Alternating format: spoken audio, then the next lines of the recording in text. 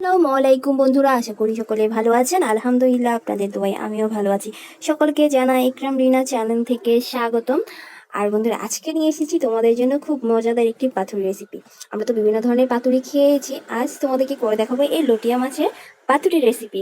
তো বন্ধুরা, রেসিপিতে যাওয়ার আগে তোমাদের কাছে একটা রিকোয়েস্ট, আমার রান্নাগুলো যদি তোমাদের ভালো লেগে থাকে অবশ্যই কোনো রকম স্কিপ করা ছাড়া একটি লাইক দিয়ে সম্পূর্ণ ভিডিওটি দেখে পাশে থাকা বেল আইকনটি ক্লিক করে দেবে। আর যদি ভিডিওটি তোমাদের ভালো লেগে থাকে তাহলে সাবস্ক্রাইব করে আমার পাশে থেকে যেও। এতে করে নতুনরা দেখারও সুযোগ পাবে আর নতুন নতুন ভিডিওগুলো তোমাদের কাছে গিয়ে সবার আগে পৌঁছাবে। তো বন্ধুরা, চলো কথা না বাড়িয়ে চলে যাই আমরা রেসিপিতে। দেখো, আমি এখানে 500 গ্রামের মতো নিয়েছি লটিয়া মাছ। আমি সুন্দর করে কেটে ধুয়ে নিয়েছি এই মাছগুলো। আর এর সাথে আমি নিয়েছি এখানে লাউ পাতা। লাউ পাতাগুলো আমি সুন্দর করে ধুয়ে পানি ছড়াতে দিয়ে দিয়েছি।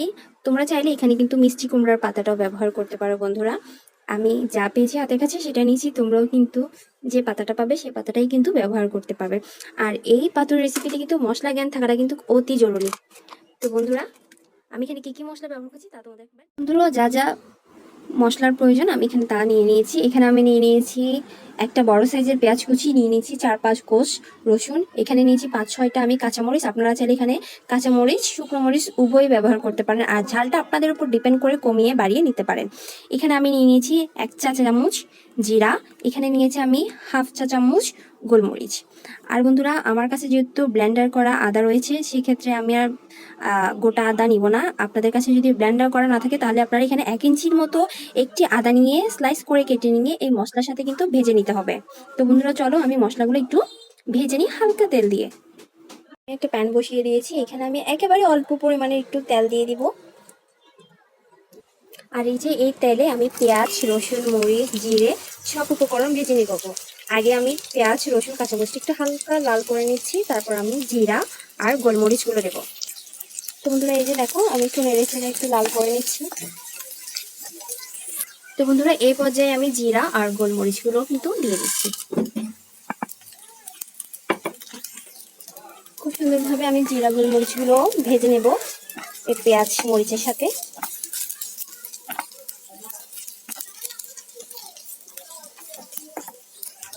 তো বন্ধুরা দেখেন, আমার পেঁয়াজ, মরিচ, রসুন, জিরা সবগুলো কিন্তু ভাজা হয়ে গেছে। আমি এই পর্যায়ে কিন্তু চুলাটা অফ করে দিচ্ছি আর মশলাগুলো একটু ঠান্ডা করে আমি ব্লেন্ডার করে ফিরে আসছি। এই যে আমি মশলাগুলো ব্লেন্ডার করে নিয়েছি, এখন আমি এতে অ্যাড করব স্বাদ অনুযায়ী লবণ। এরপর আমি এতে অ্যাড করব 1/2 চা চামচ হলুদের গুঁড়া। এরপর আমি দিয়ে দিব 2 টেবিল চামচের মতো সরিষার তেল।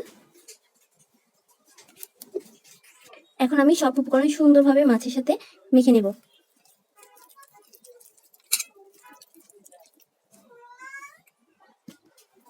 তো বন্ধুরা, এখন আমি খুব সুন্দর করে মাছ গায়ে মশলাগুলো মেখে নিয়েছি। এখন আমি চলে যাব এই রেসিপির মূল অধ্যায়ে। তো বন্ধুরা, এই যে আমি এখানে প্যান নিয়ে নিয়েছি একটা, এতে আমি সামান্য পরিমাণের সরিষার তেল দিয়ে দিব, এই 1 চামচের মতো দিয়ে এখন এই তেলের ওপর আমি এক এক করে লাউ পাতাগুলো বসিয়ে দেব।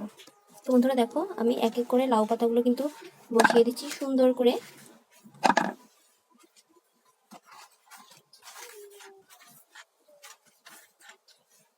তো বন্ধুরা, এই যে এখানে লাউ পাতাগুলো বসানো হয়ে গেছে, আমি এখন এক এক করে মাছগুলো এতে বসিয়ে দেব। তো বন্ধুরা দেখো, আমি খুব সুন্দর করে মাছগুলো লাউ পাতার উপর বিছিয়ে দিয়েছি। এখন এর উপর আমি আরো 1 লেয়ার লাউ পাতা দিয়ে দেব। তো বন্ধুরা দেখো, আমি কিভাবে লাউ পাতাটা দিচ্ছি।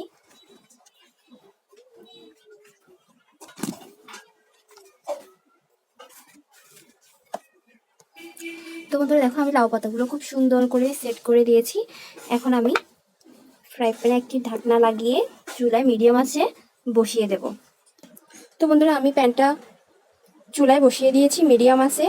আর আপনারা কিভাবে বুঝবেন যে পাতুরিটা একেবারে পারফেক্ট কুক হয়ে গেছে? যখন এই পাতার কালারটা একেবারে চেঞ্জ হয়ে যাবে তখনই আপনাদেরকে বুঝে নিতে হবে পাতুরিটি একেবারে পারফেক্টলি ভাবে কুক হয়ে গেছে। তো বন্ধুরা, কিছুক্ষণ পর আমরা ফিরে আসছি এই পাতুরিটি হওয়া পর্যন্ত। বন্ধুরা, চলুন দেখে নিই আমাদের এই পাতুরির কি অবস্থা। বন্ধুরা দেখেছেন আপনারা পাতার কালারটা একেবারেই চেঞ্জ হয়ে গেছে,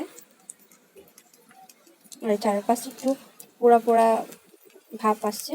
তো এতে করে বুঝে নিতে হবে যে আমাদের পাতুরিটা একেবারে পারফেক্টভাবে কুক হয়ে গেছে। তো বন্ধুরা আমি চুলাটা অফ করে দিচ্ছি। আর বন্ধুরা হ্যাঁ, আমি কিন্তু যে মশলাগুলো ব্লেন্ডার করে নিয়েছিলাম তার সাথে কিন্তু আমি আদা বাটা দিয়েছিলাম 1/2 চা চামচ। আর আপনারা চাইলে কিন্তু আদা বাটাটা দিতে পারেন।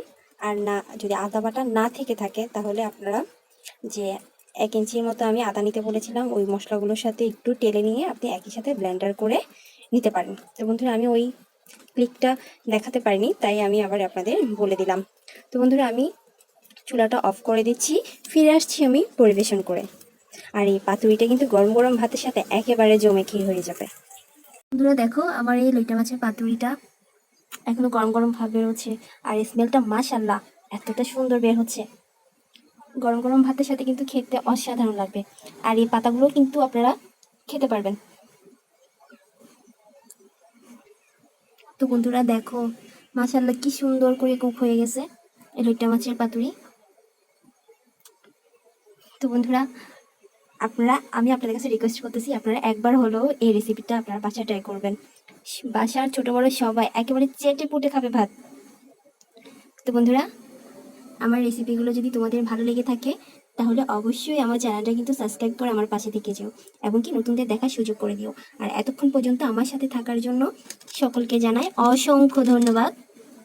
তো বন্ধুরা নেক্সট ভিডিও আসা পর্যন্ত তোমরা সকলে ভালো থেকো, সুস্থ থেকো। আল্লাহ হাফেজ, আসসালামু আলাইকুম।